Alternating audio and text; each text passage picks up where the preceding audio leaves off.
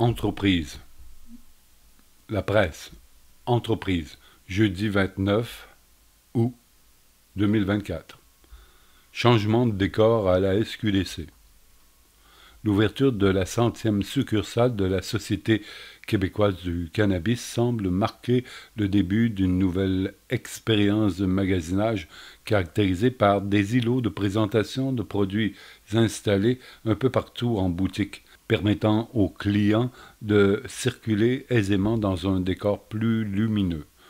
La Société québécoise du cannabis, SQDC, pourrait bien se défaire de son image qui rappelle celle des magasins distribution aux consommateurs où les employés servaient les clients derrière un comptoir.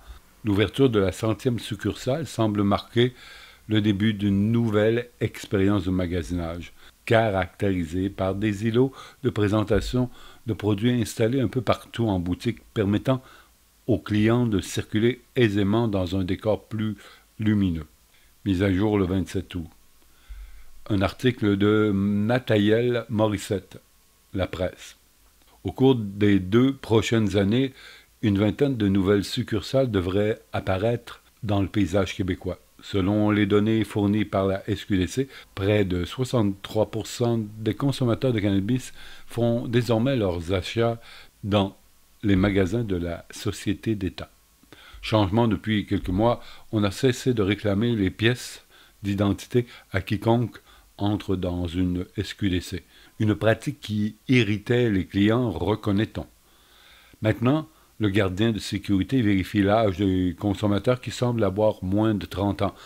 On a également instauré le service de livraison en 90 minutes. Celui-ci n'est toutefois pas offert sur tout le territoire québécois.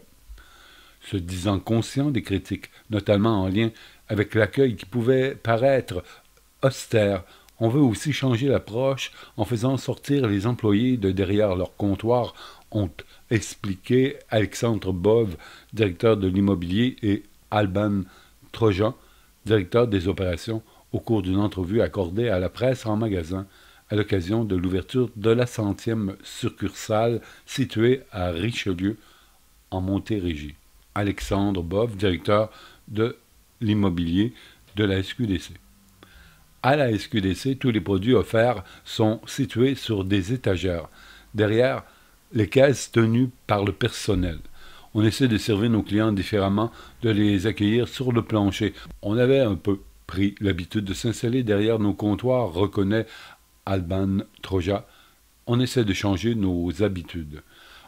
En plus des plantes et d'un décor plus lumineux, des écrans s'apparentant à ceux installés dans les aéroports pour afficher les départs et les arrivées, dressent la liste des produits pré-roulés, infusés ainsi que leur prix. Dans le divan, Jean-Guy niaise pas avec la POC, le client peut aussi voir ce qui est offert. Éventuellement, la Société d'État souhaiterait que les consommateurs puissent payer directement sur le plancher sans avoir systématiquement besoin de se rendre au fameux comptoir. En plus des plantes et d'un décor plus lumineux, des écrans s'apparentant à ceux installés dans... Oh fuck, je l'ai pris ça là. Éventuellement, la Société d'État souhaiterait que les consommateurs puissent payer directement sur le plancher sans avoir systématiquement besoin de se rendre au fameux comptoir. On travaille à pousser l'expérience plus loin pour nos prochaines succursales, ajoute M. Troja. On réfléchit à des stratégies pour que le parcours du client soit le plus libre possible. Ça pourrait vouloir dire de pouvoir circuler et conclure une transaction sur le plancher et non pas sur un meuble, derrière les caisses. Le modèle SAQ. Souvent comparé à la Société des alcools du Québec, SAQ, la SQDC en viendra-t-elle aussi à faire des promotions ou mettre en place un programme de fidélité? Dans le cadre légal actuel, non, répond sans hésiter M. Troja. Il rappelle également que les magasins de la SQDC diffèrent des autres détaillants. On fait quelque chose à la SQDC qu'on ne peut pas faire dans un autre commerce. On sert tous nos clients, on discute avec tous nos visiteurs. Pour avoir accès à un produit, il faut discuter avec quelqu'un. Ça prend un échange. Par exemple, la SQDC, vous pouvez aller dans un rayon, prendre une bouteille et discuter seulement avec la personne une fois à la caisse. Chez nous, ça ne fonctionne pas comme ça. Donc, on est obligé d'avoir une expérience client différente. Combattre le marché illégal partout au Québec. Près de 6 ans après sa création, la SQDC compte désormais des succursales. Près de 6 ans après la... Combattre le marché illégal partout au Québec. Près de 6 ans après sa création, la SQDC compte désormais des succursales un peu partout au Québec. Notre mission, c'est de contrer le marché illégal, a rappelé Suzanne Bergeron, présidente et chef de la direction de la SQDC, sur les ondes de Tout un matin à Ici Première. Donc, si on n'est pas accessible dans une région, l'option qu'ont les gens là-bas, c'est d'aller sur le marché. Non. Donc, si on n'est pas accessible dans une région, l'option qu'on donne à ces gens-là, c'est d'aller sur le marché illégal. La SQDC a même l'intention d'ouvrir de plus petits magasins pour s'adapter au marché où il y a une moins grande densité de population, explique pour sa part Alexander Bove. Les succursales standards ont une superficie d'environ 2000 à 2500 pieds carrés.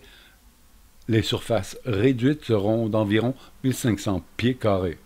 Avec 63% des consommateurs de cannabis qui se tournent désormais vers la SQDC, Mme Bergeron souligne que la lutte contre le commerce illégal n'est pas gagnée, mais on leur a quand même fait mal.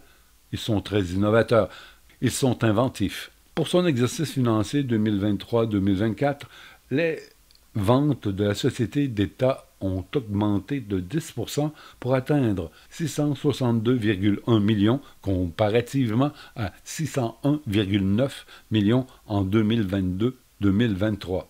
On fait vraiment un travail de rapprocher nos prix le plus possible du marché noir tout en ne favorisant pas la consommation, ajoute-t-elle.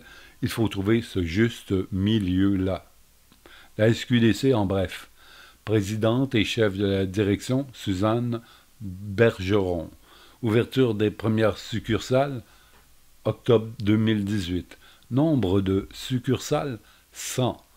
Nombre de produits, entre 400 et 450. Quantité vendue, 122 000 kilos de cannabis en 2023-2024, un bond de 15% par rapport à l'année précédente. Nombre total d'employés, 1200.